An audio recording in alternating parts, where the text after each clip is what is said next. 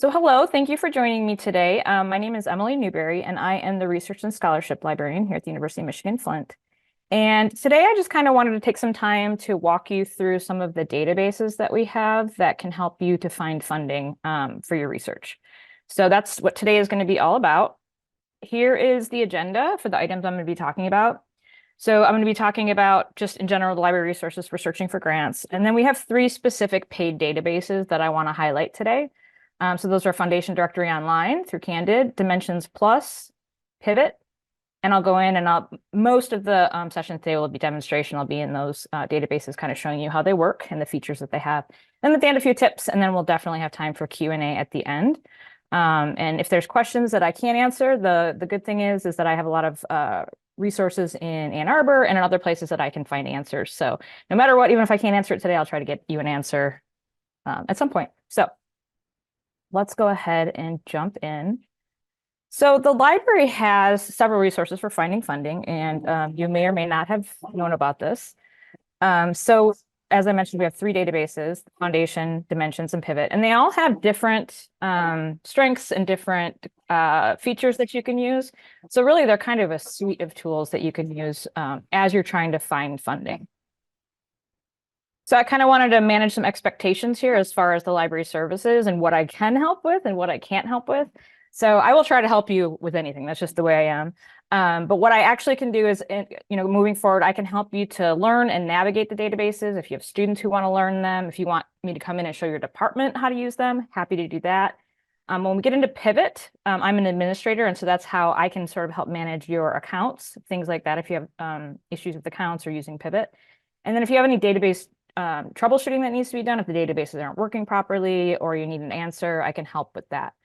The things I can't help with, I do not have the expertise to help you to write your grants, to review any applications you may have, or to find actual opportunities for your project. So for the first one and the last one in here, you're definitely going to want to reach out to the Office of Research. They are your best partner on campus for the actual applying and getting the funding. And then as far as finding opportunities for your project, we have very few people, and I can get in there and kind of show you how to do it, but I can't promise that I can actually help you find results because we probably just don't have enough time, unfortunately. But these tools are pretty, once you get in there, they have a lot of features. And so they're pretty easy to use, but it's just like anything where once you get in there, you can easily use it at the surface level, but there's a lot of deeper features that you can explore. And so I'm not even going to be able to go over a bunch of them today. And I'm still learning this myself. So there's a bunch of features that I may not even be familiar with. So just like with anything, it kind of takes jumping in and getting your feet wet and kind of playing with the different items. So just remember, feel free to contact me about any of this stuff and I will point you in the direction of the right person. I just may not be the right person to help with a certain aspect of your project. So let's talk about the very first database, Foundation Directory Online. So for each of these, I'm going to try to tell you where their data comes from, then I'll tell you about their features. So the data in Candid, which Candid is the company that owns Foundation Directory, they get it directly from the grant makers and annual reports, but they also have a unique feature of letting you see the 990s, which we'll get into. But 990s are an IRS form that granting agencies have to fill out and submit. And so they can be a really good source of information as far as, the financial viability of the organizations that you're applying to. And then the information in Foundation is updated bi-weekly, so it stays pretty current. So some of the important features when we get in there that I'll show you is it really is geared more toward nonprofit organizations and community project kind of planning. It's not really necessarily for pure research. However, it can be, if you're doing research that involves, community programming or you're working with nonprofits, obviously it's a great source, but it's also potentially a great source for supplemental funding to go on top of any research funding you have, because there are some smaller, sources of funding just to get that supplemental funding. I already talked about the IRS 990s, which we'll get into. And then they do a really great job of linking you directly to the RFPs and the application information, so you can get in there pretty easily. And another thing that I like is if you are on LinkedIn, it has a who's who feature. So as you find these organizations that you're interested potentially in approaching, to find out more about what they're funding. It will kind of show you if you have a connection, like if you have a second degree connection with somebody at the organization. And so that can kind of help you to tap into people that you may, know that you can approach more easily and then, get yourself eventually to the right person. So I'm going to click out here. I have a link directly to Foundation. These are all in our A to Z list. If you go to the library database, or I'm sorry, if you go to the library website, we have a list of A to Z databases on our homepage, and Foundation Directory is one of them. And so off campus, you'll have to log in. I'm already authenticated, so I'm good here. But when you come in, it just brings you to this just sort of general search box. And so there's, a few options. You can go automatically to advanced search if you want to. If you want to search by the organization to begin with, like the organization you're planning on approaching or researching, you can go straight there. Or let's say you know a person who is a grants officer, you can search by them too. But it's sort of a natural language search box. So I'm going to go ahead and type in, I'm going to be looking for consumer health education. Oops.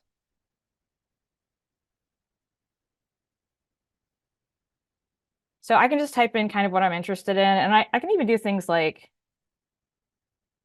capitalize it.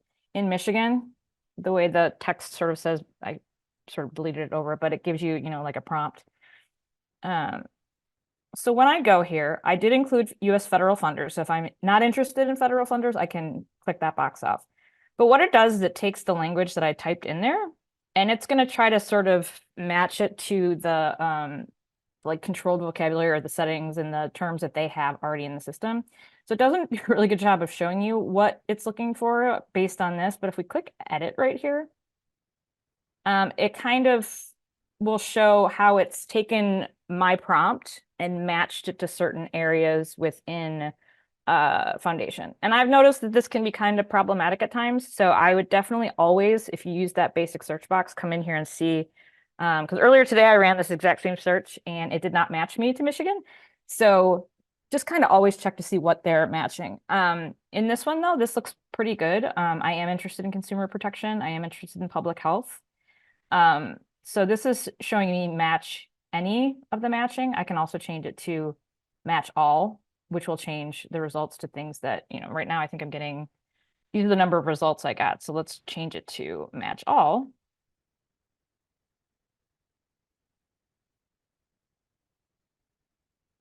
Just to show you how that really reduces. There's only 23 grant makers who are doing things in the area of both public health and consumer protection. So kind of be aware of that piece of it, that it, you have some options here. But you can see here, it matched with a geographic focus. And so each of these boxes right here, actually behind it, have terms that you can select. And so that can be kind of tricky. Let's say here that I'm actually looking for public health, consumer information for a particular age group. So let's say I'm looking for, and you can see each one of these that has a drop down. There's going to be other options underneath there. So let's say I'm looking for older adults, not seniors, but older adults. I can click that in there and then search again. Again, so that kind of limited it too far. So maybe we want to go back to match any, just for this example. And the thing you'll find when you're searching for grants is you really want to be broad. It's not like searching for literature, searching for articles, right? You want to kind of go as broad as you can to tap into the organizations that are working within a single area. If you get too narrow, you're going to see you won't get the results coming up. So just using these like ORD together, so public health or consumer protection, Michigan, older adults, I get 2 grant makers, 2 grants. So you can see how kind of changing how you're searching can really affect the results that are coming up. And just to kind of show you too, like I have Michigan right now, but we can also do, like, let's say I'm interested in working in Southwest Michigan. Once I start typing up, I can kind of see these options. I can do Genesee County. There's Michigan and New York, so be careful there. But you can kind of see, you can try typing in different geographical focuses and seeing, how that affects your search. But we're going to keep broad with Michigan. Oops. And I'm actually take this out right now. We'll just go back to results that match these two.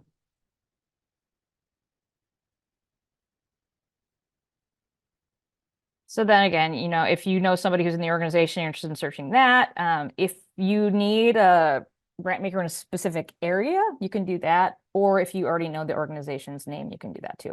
But now let's jump down here to the, there's some other fields here if you want, to see just certain years or, certain grant amounts, you can do that. So keep that in mind too. And that's all kind of when you hit that edit drop down, that comes down. But now we've gotten some results here. We've gotten, it's broken up into 4 areas: grant makers, grants, recipients, and then those 990 forms. So those are those tax forms from the different organizations. So if I want to see who is giving grants, I can either click on this or it's the first area right here underneath, but I can go here. And if I want to view all of them, I can.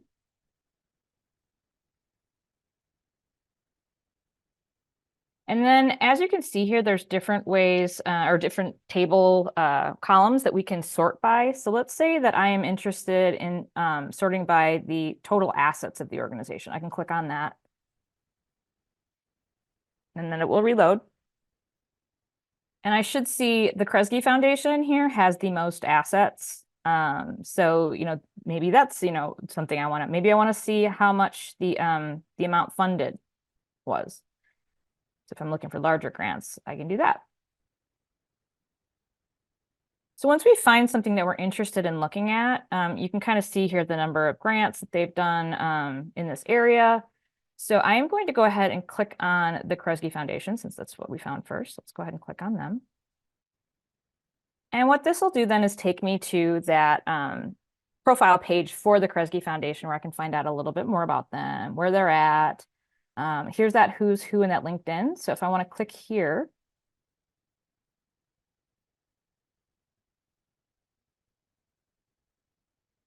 let me take a minute to load, but it'll show me if I have, oh, and it's not showing me anything. I may not have anything in common with them, but I've gotten this to work before. So like I'll see some second degree connections and, it gives you people you can potentially approach. Then they give you a really nice visual kind of, just screen to see what's going on with this organization. So you can see where they're funding. So, if my interests were, philanthropy or public safety, that's not really where they're funding. They're funding, but not as much as, community and economic development is their number one area. So if I'm in that area, I'm like, okay, I'm in the right, the right spot. And then they'll usually show you where the money is going. And it's really interesting because, when you come in here, you'll see some community foundations that are funding way outside of the state or area that they're in. So it's always worth kind of coming in, even if it's, not local to Michigan. There's a lot of places that will still fund in Michigan. So it looks like the Kresge Foundation is doing a lot of their funding in California and Michigan, but they've funded kind of all over the country. And then you can see how big are those grants. And this is, again, really useful if you are looking for a big grant and they're, handing out a ton of less than $5,000 grants, then maybe that's not the org for you. But here, like this one, say I needed $250,000, they are funding in that range, quite frequently. So that's, something else good to know. So then we can see some grants. And so this is the one grant that they have that matched my search. So they gave $350,000 to the Michigan League for Public Policy. So as we keep scrolling down, we can see more about the organization though, like what subjects they're interested in, where their geographic focus is. So we saw, California, Michigan, Louisiana apparently too. Population groups. But on the side here, then basically you can kind of jump to any of these areas through here. So one of the, the best areas to go straight to if you're interested specifically in something is this applications and RFPs. So this will give you just some basic info on the initial approach. So they want an online submission of proposal. Some grant opportunities are invitation only. Sometimes they want you to make contact with a specific person or office ahead of a submission. So this will kind of tell you that. And if there's deadlines open, they'll have that listed. But yeah, then you can see their financials. And again, this is where those 990s can come in handy because you can actually go to the Kresge Foundation's digital 990. And on here, you can see certain things like, you can see what their total assets are versus how much they are, donating to research. So there's a bunch of, financial information on here. Again, I'm not as savvy as this, as I could be, or maybe should be. But you can kind of see, I know I've found some place online that tells you like the exact fields you can look at to see these, but this will give you information on, the relative financial strength of the institution, and if they are giving away a large portion of their funds in grants, all that information can be really useful. They also will give you some other suggestions. So like we chose Kresge Foundation for this particular topic, but they're telling me, they know I live in Michigan. They're suggesting maybe the Charles Sturt Mott Foundation, Kellogg Foundation, Alfred P. Sloan Foundation, that these are all kind of working in my area of health or education. So again, I can click through here to find out more about the Robert Wood Johnson Foundation and see if they would be a good match for my topic, which they're doing health, they're doing Michigan, they're doing large grants. So again, you can kind of cross-reference to kind of find other places that may be relevant and get more information that way. So if you do find opportunities, Foundation does not have an individual account like some other databases do where you would log in and save things.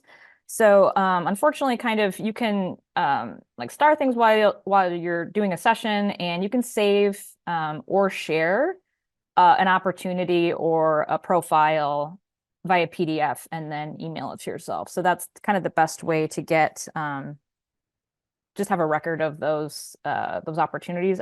Unfortunately, it's just sort of a institutional license, and you just go in and search. Another thing too that, let me see if I can find. And sometimes when you get in here, you'll see like silver or platinum or golden. On my search, I'm not seeing any, but essentially what that means is that Candid has relationships with various organizations where their level of transparency, Candid will sort of reward with a little badge next to their name that says like silver or gold or platinum based on the amount of information that they share publicly. So if you see that, it means it's an organization that kind of works really closely with Candid to give you that information and to be transparent. They're making an effort to be transparent. Okay.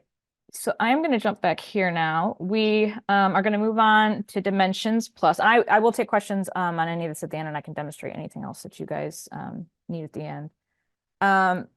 Dimensions Plus is another database that we have access to, and their data comes from multiple different areas, and Dimensions Plus is really kind of a different kind of database in the way that it's sort of linking grants, publications, all the things that come from grants in one place. So you can kind of track a grant to its resulting publications, or find publications and find out what grant helped to fund it. So it's kind of a different way of looking at things, but they get information from databases like PubMed Central, Crossref, Open Citations. They get it from content publishers and journals, preprints. And then they try to get funding data directly from the organizations. And again, there's Dimensions has some partners that they work, same kind of thing as with foundations, where they're working directly with partners to get more transparent and more information. And then grants data from public sources. So the important features of Dimensions, as I said, it allows users to find grants and then kind of see what resulted from those grants, which is pretty cool because it can kind of help you to contextualize like what is coming from these grants and in what areas, people are working within, those grants that have been rewarded or awarded. It does have some AI features to help make connections between the data and to help, match funding opportunities. There's an area where you can paste an abstract. So if you've written an abstract for your proposal, or you just have a summary, you can paste that in and it will use that to sort of match opportunities. And then you can see also the people who've gotten grants, researcher profiles, to see where they've received their funding, et cetera. And then it also includes some alt metrics, data visualization tools. So there's really a lot going on in Dimensions. So let's hop in there. So when I first come into Dimensions, You can see here, I am logged in, and you can log in. It doesn't really do much for you because, again, most of this, you can kind of save and export, but it doesn't really do much under your account. What your account will do for you is you can come in here and sort of fill out your like ORCID information so that it can kind of pull in, your publications, or it can help to connect you with topics that are related to your interests. Oops. But again, you don't have to log in to use this if you go through the library. And actually, I should say this Dimensions is available for free. But when you log in, like if you go to Google and type in Dimensions, for example, you'll only be able to see publications. So as you can see here, the paid instance of Dimensions has publications, data sets, grants, patents, clinical trials, and policy documents.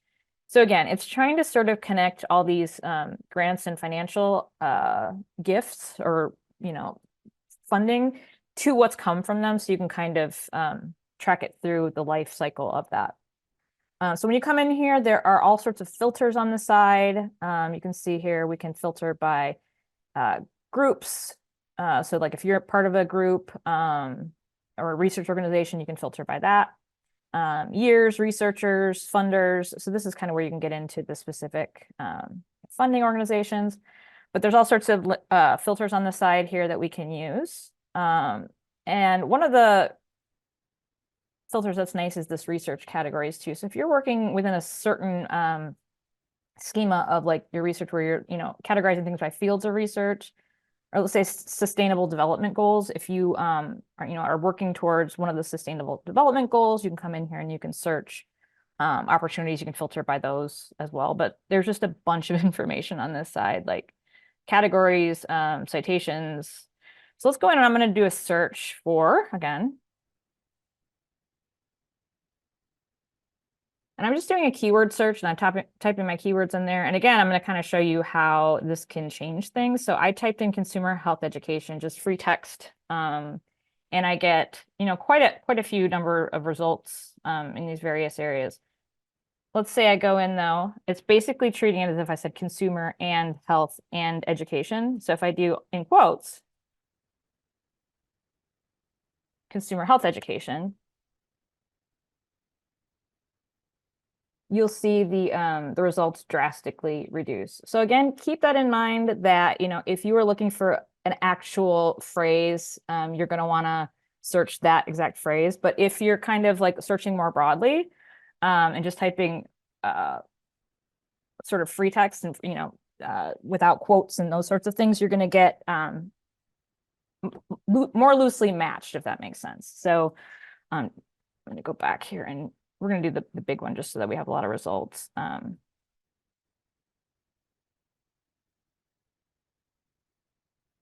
we're in documents here, so we can see all the various items that come under this when I search. So there are a ton of publications. There are 538 data sets. I'm not going to go through all the numbers, but grants, there's patents, there's clinical trials, and there's policy documents. So I can kind of, if I want to start looking at articles, the actual publications that came up, I can do that. I can sort here by relevance. Let's say I'm actually interested in how many citations these articles have had. I can sort by that, and I can kind of see, in this, huge search that I did, these are the ones that are coming up to the top with the most citations. And then you can also see, if you're familiar with altmetrics, this also includes the altmetrics, which is, click on it so you can see. It's all the activity that article citations are getting sort of outside of the traditional citation world. So this particular article, well, actually, it looks like it's the DS5, but you can see here it's been mentioned many, many times in these different areas. And it's kind of cool because, let me go back and pick a different one here. Let me show you this one.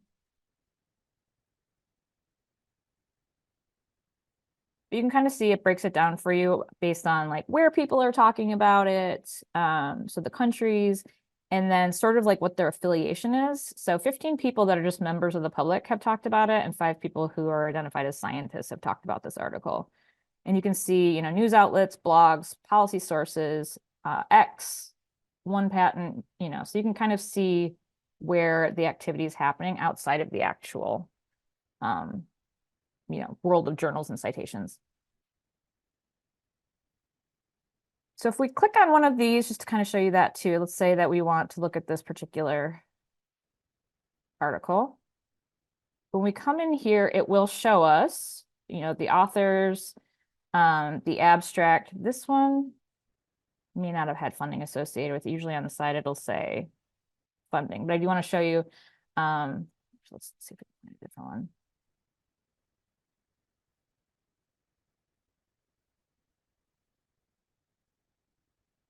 Okay, yeah, this one shows this was funded by the National Institute of Mental Health. So again, you can kind of click through, if I want to go to the National Institute of Mental Health, we can do that. But it shows that this grant, or I'm sorry, this article, there's 59 publication references. It had one supporting grant. So this is the grant that helped to support that research. And then publication citations. So this has had, many citations. And then it's been cited in a patent and in 12 clinical trials. So you can see that this particular item has had a lot of activity. You can kind of cross-reference it through all those various things.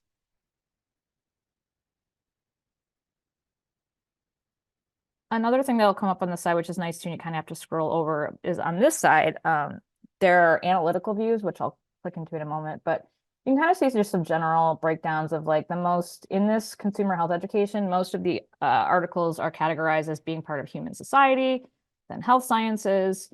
You can see the citations in this area.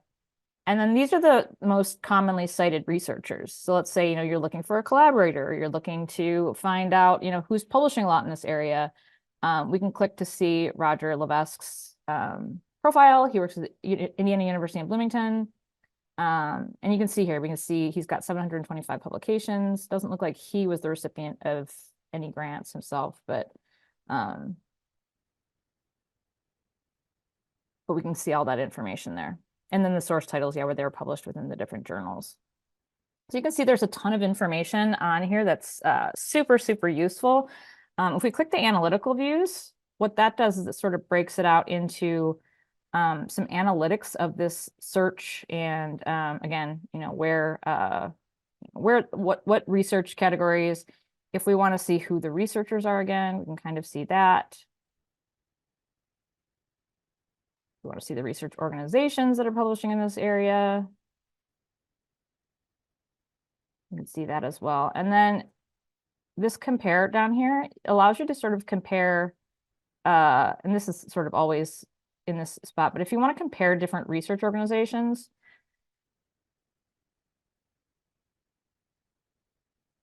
the University of Michigan Flint, as you start typing, it'll give you your options.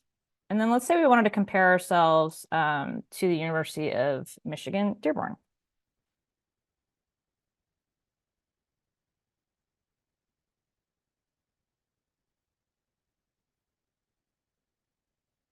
So here you can see the funding for University of Michigan, which is blue, versus University of Michigan Dearborn. We can kind of see the numbers of grants, and then we can also see, just as a table if you want to see raw counts, but you can kind of compare yourself to within certain areas to peer institutions or institutions that you're interested in seeing how we stack up with those. So these analytical views can be pretty cool too.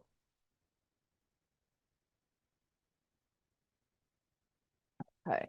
I do want to show you then, we had, let's go into the grants drop down because I was showing you publications, but if we go down into the grants, we can actually see the grants that have been awarded in this area and kind of just, a different way to look through it. But I can look through and see, if I'm interested in any of these grants, I can kind of click through. This is an older grant from 1993 to 1995, so they may not be doing it anymore. But again, you can see similar grants, just a lot of cross-reference information. Contact people, she's been a PI if I'm interested in, trying to make contact.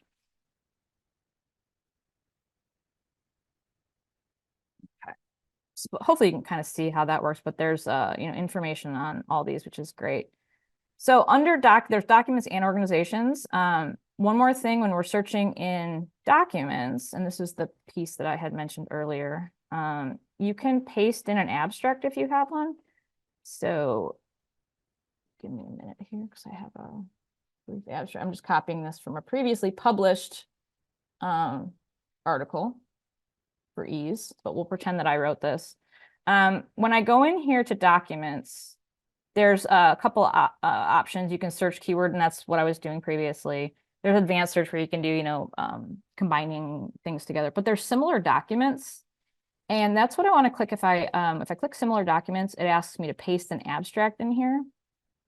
And so this is an article about electronic health literacy among baby boomers, a typology. So that was the article that I am using the abstract from. And it's going to take a minute because it's going through what I wrote and trying to match it. And then it does give you a max count. So this is up to 500. So I've sort of maxed that out. I can make it larger if I want to.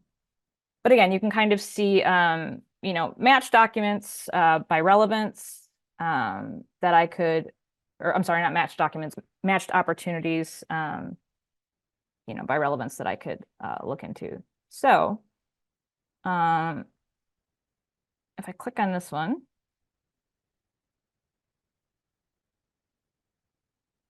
this one does not have, oh yeah, funder. I can click on the funder then.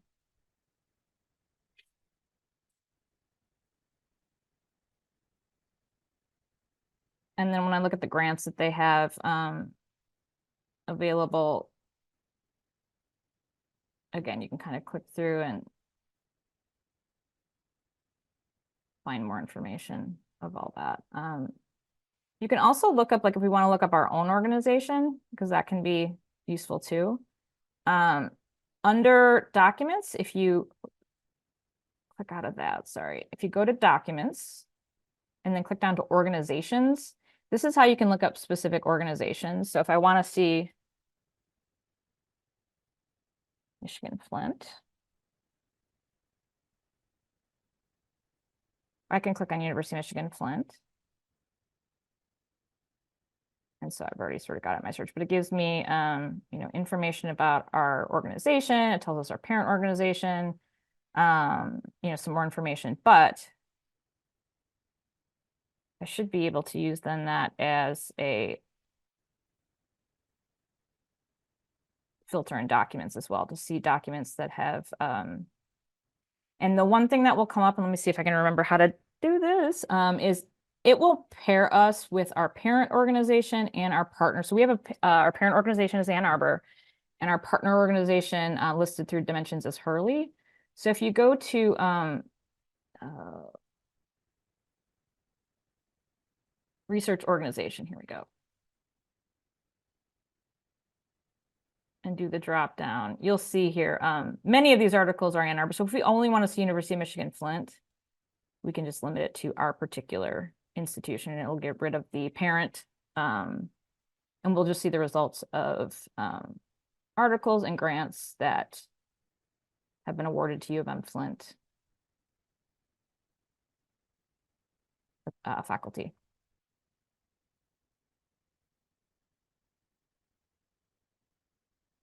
Okay, so then the last database that I'm going to show you today is called Pivot. Pivot wasn't, it's put out by Clarivate, so it's the same database that does Web of Science. They don't have as great of information on where specifically they're getting their data from, but here's just a sort of summary of what kind of data. It is Clarivate, so Clarivate has obviously a lot of resources to get data from many, many different places. But they do have a ton of different information in there. And Pivot, unlike the other two databases, allows you to create an account. So you will have your own account and researcher profile that you can populate. And then you can use Pivot to, they have something called Advisor, which will match opportunities with you, sort of without you really having to do much.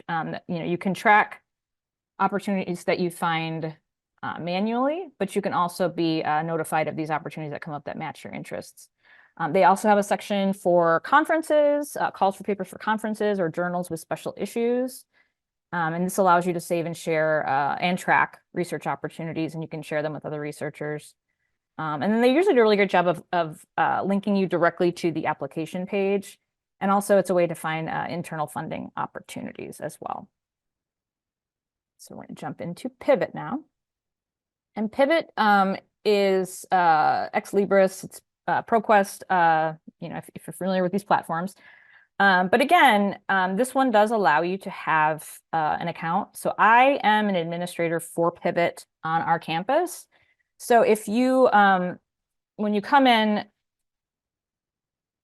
you're going to want to try to like log in and create a profile basically. And when you come in, there may be an account for you already and you'll just have to claim it.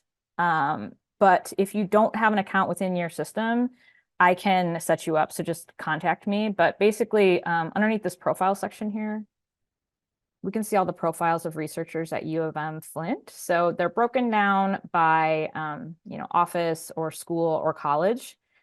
So if I go to the Francis Wilson Thompson Library and click View Profiles, this will show the profiles of the librarians that have accounts within the system. So here I am.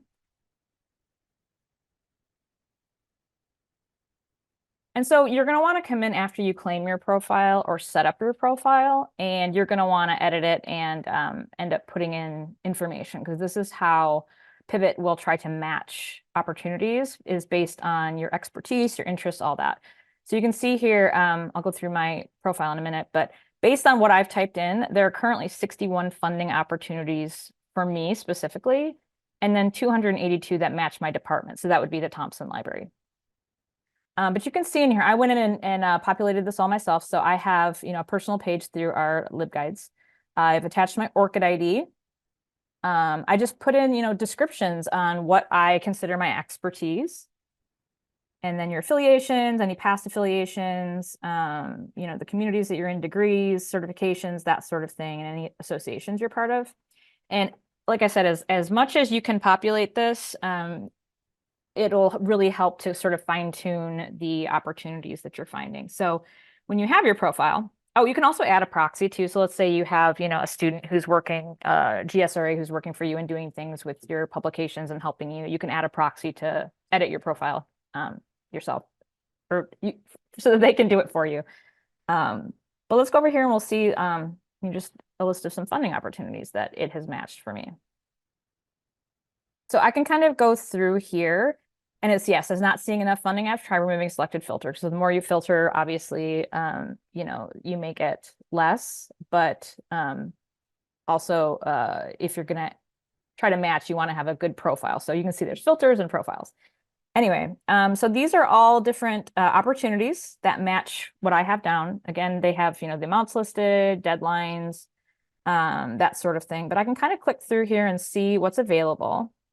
And again, if I want to see what's outside of my personal matches, I can click here and I'm not sure why there's two different ones and they're two different numbers, but there's opportunities that are available for my department. So I can go out and search, more broadly.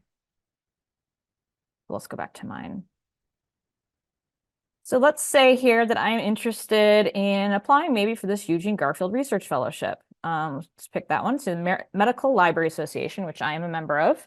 It looks like the application is anticipated for November, and it's going to be a $5,000 research fellowship. So let's say I'm interested in that. I can click on here.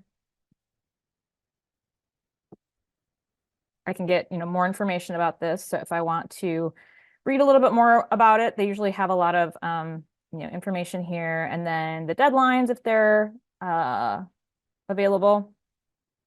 And then this website right here, it usually will link you directly to the page at the funder site that describes the opportunity and all the submission, all that sort of thing.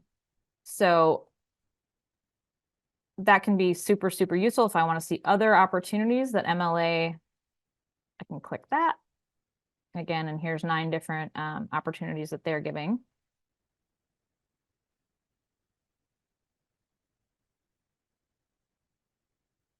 And then if I decide I want to save any of these to begin tracking them, I can just click the button next to them.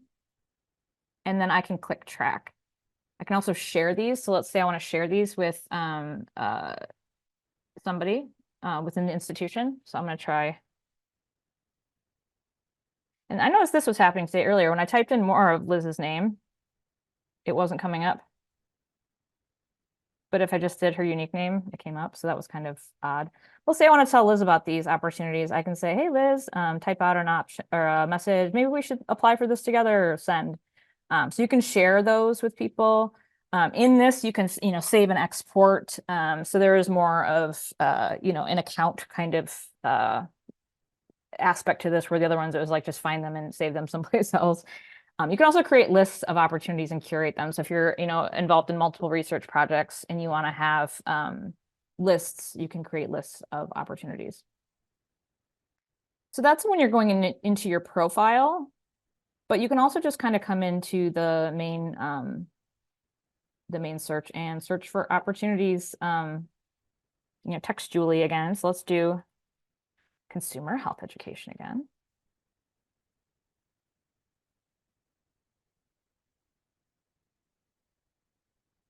And again, this is going to be laid out pretty much the same way as my personal suggestions, but you can see the different options, who's funding them, what the deadlines are.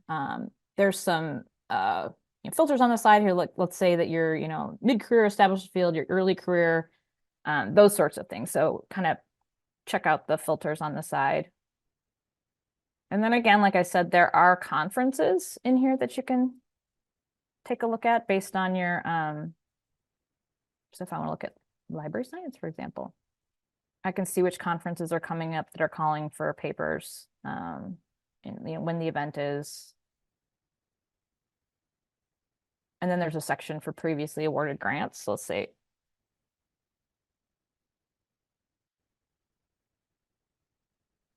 I'm interested in seeing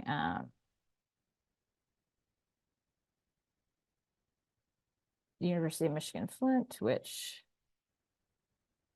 matched a lot. Oh, for this one, definitely, because I know it's University of Michigan Flint, I should have put that in quotes.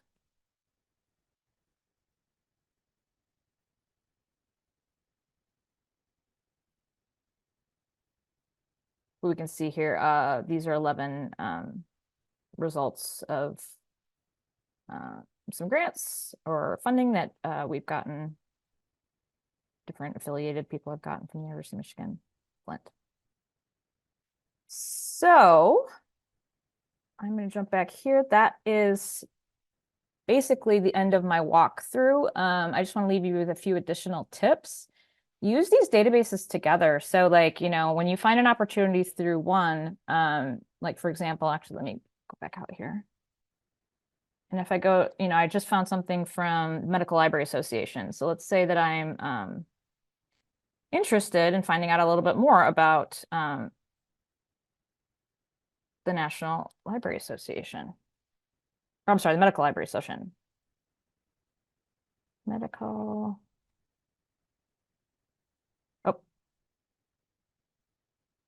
I actually want to go to search by organization. Then do this. I'm